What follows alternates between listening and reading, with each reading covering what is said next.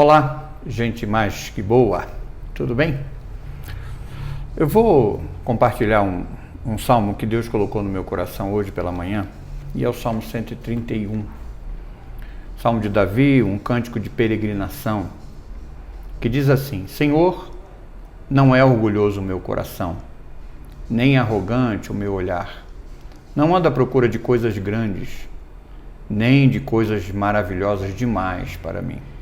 Pelo contrário, fiz calar e sossegar a minha alma, como a criança desmamada se aquieta nos braços de sua mãe, assim é minha alma dentro de mim.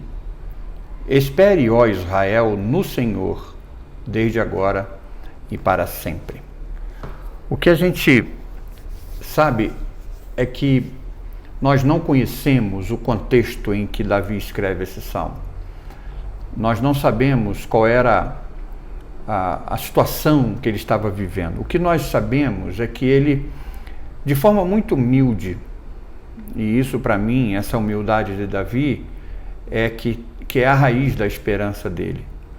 E de forma muito humilde, ele não procura ter um coração orgulhoso ou nem um olhar arrogante em buscar saber das coisas, tal. Nada disso.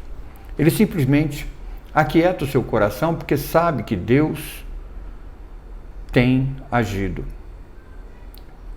Davi ensina-nos muito.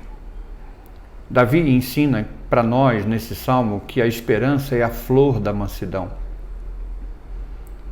Davi ensina para nós que as tristezas de um coração ansioso, mas também nós temos que ter o autocontrole, e o autocontrole vai nos dar um espírito manso e tranquilo, apesar de toda a adversidade que nós estamos vivendo, e vai nos levar a ter uma postura e vai gerar em nós um temperamento de uma criança pequena, que não pergunta muito as coisas, de forma tranquila, ela crê no seu Pai. Então esses são os precursores e as fontes de uma esperança viva que esse salmo diz para mim. E diante desse contexto que nós temos vivido, esse contexto onde nós temos sido obrigados a nos separar, a não ter esse relacionamento horizontal com os nossos irmãos, e nesse contexto que nós devemos, então, alimentar o nosso relacionamento vertical, quer dizer, o nosso relacionamento com Deus,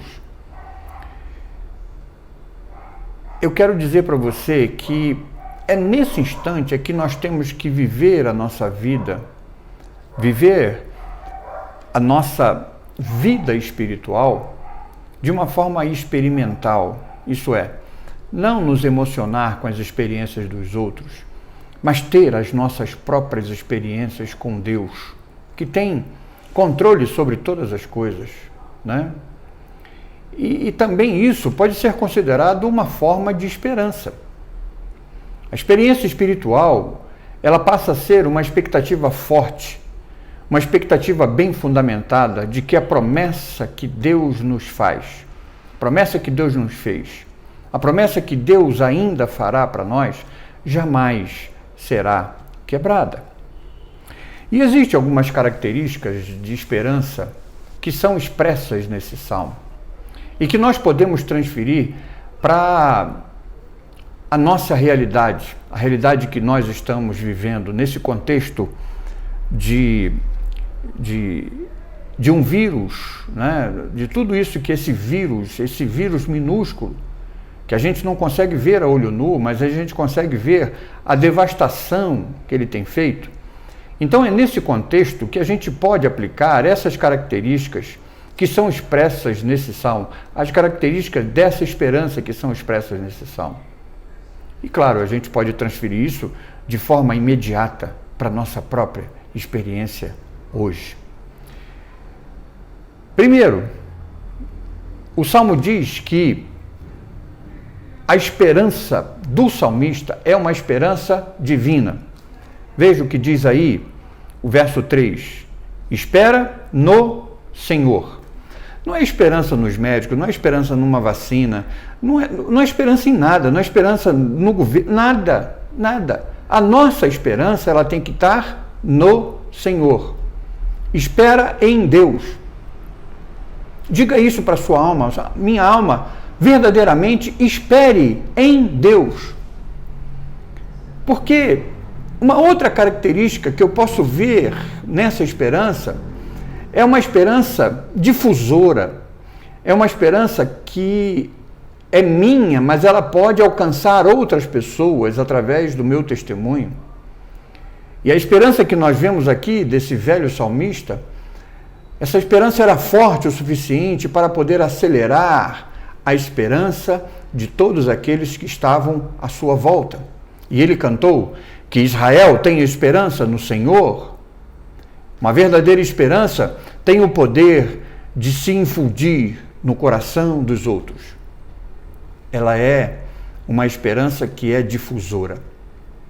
Outra coisa, ela não pode ser experimentada se ela não for uma esperança prática. E essa esperança está da forma que a gente vê no Salmo, né? Daqui por diante, é uma esperança prática.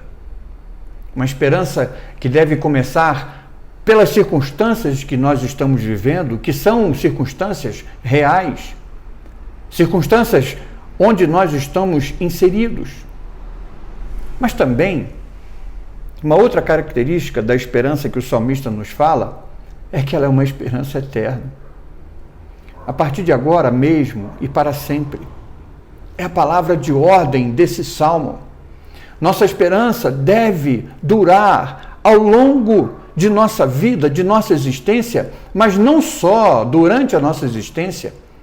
Ela tem que ser depois. Ela tem que ser uma esperança eterna de coisas que ainda virão. Ela é eterna, porque tem a ver com realidades divinas que são imutáveis. Tem a ver com salvação eterna. Por isso, a nossa esperança, ela não pode ser somente por coisas palpáveis. Ela não pode ser somente por coisas visíveis.